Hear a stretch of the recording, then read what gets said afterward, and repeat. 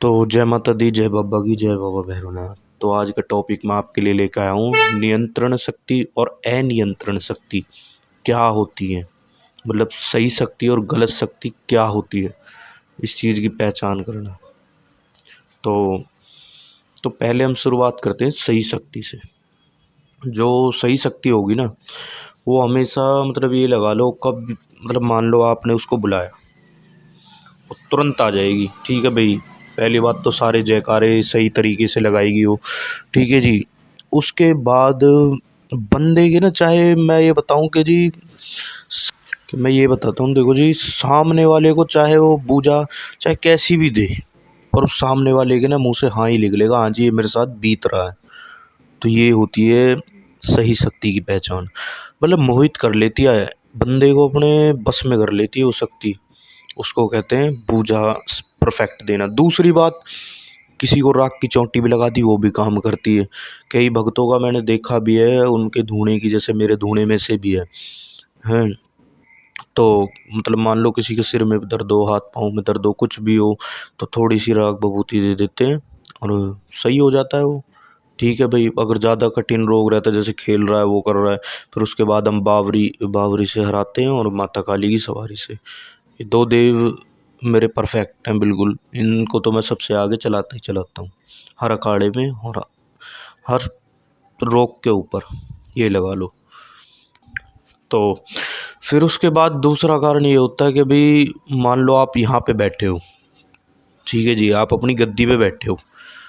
फिर उसके बाद आपने मतलब किसी बंदे के बारे में देखा, मतलब दूर से, सिर्फ नाम ही नाम से देखना है और बिल्कुल सही बातें जा रही हैं सारी, तो ये लगा लो आपकी शक्ति सही चल रही है इस टाइम पे। हाँ, और फिर शक्ति, गलत शक्ति पे आ जाते हैं हम कि भाई कैसी होती है गलत शक्ति, या फिर किन कारणों से होती है। तो पहले मैं कारण बता दूँ आपको, या तो होगी गुरु की गलती से, या होगी चेले की गलती से। मैं बताऊँ कैसे। गुरु की गलती से तब होगी, या तो गुरु चेले पे ध्यान नहीं दे रहा, ठीक है जी, गुरु चेले पे ध्यान नहीं दे रहा, या तो तब होगी। या फिर चेला गुरु की बातें नहीं मान रहा है, गुरु कह रहा है कि भाई ये शक्ति गलत चल रही है, जयकारे भूल रही है, सारा कुछ भूल रही है ये, ठीक है।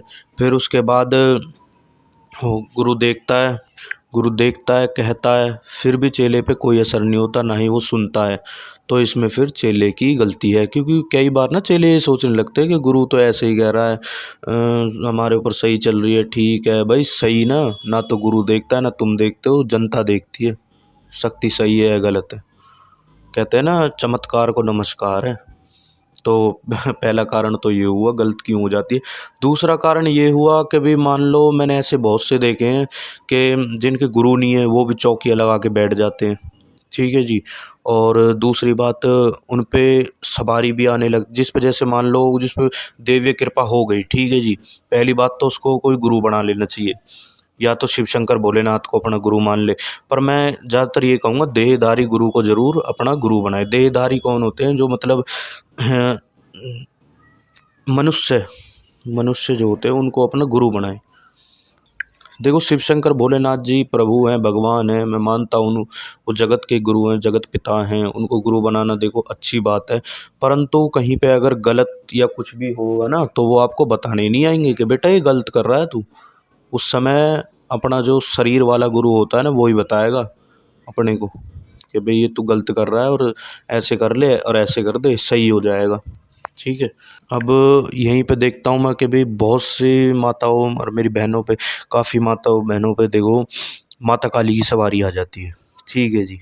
ये कैसे आती है, मैं आपको इसका सबसे बड़ा कारण बताऊंगा। या तो उनके घर में मतलब माता काली की पूजा पाठ है, क्योंकि माता काली एक ऐसी देवी है, बहुत जल्दी ही प्रसन्न हो जाती है थोड़ी सी सेवा से भी। पर इनका क्रूर रूप भी है, वो दुष्टों के लिए है, वो भक्तों के लिए नहीं है, वो दुष्टों के लिए है। तो जब जिस समय वो खेलती है, मेरी माता और बहनें जिस समय खेलती हैं, तो उनके कपड़े इधर उधर हो जाते हैं।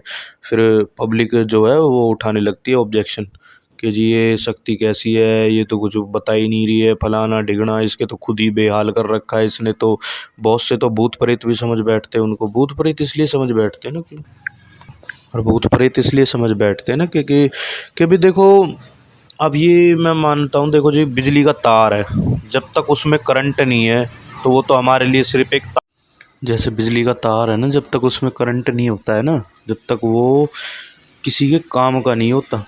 तो इसी प्रकार से ये गलत शक्ति का वो है, जब तक उसमें करंट नहीं होगा ना शक्ति में, तो जब तक वो किसी के काम की नहीं है।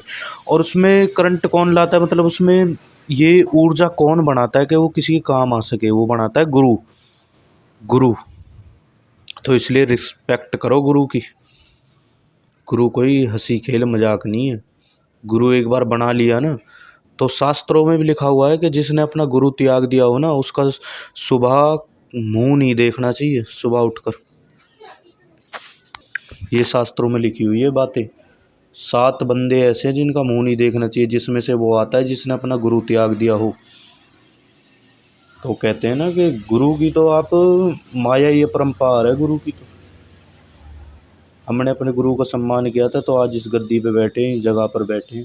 तो गुरु का सम्मान करो, शक्ति बहुत अच्छी चलेगी। जिस भी भाई की शक्ति सही नहीं चल रही हो, वो गुरु बनाए। मैं यही विनती करूँगा सबसे, और मेरी इस बात को ज़रूर सुने। जय माता दी, जय बाबा की। आशा करता हूँ मेरे दी गई जानकारी से आप संतुष्ट होंगे। जय श्री महाकाल।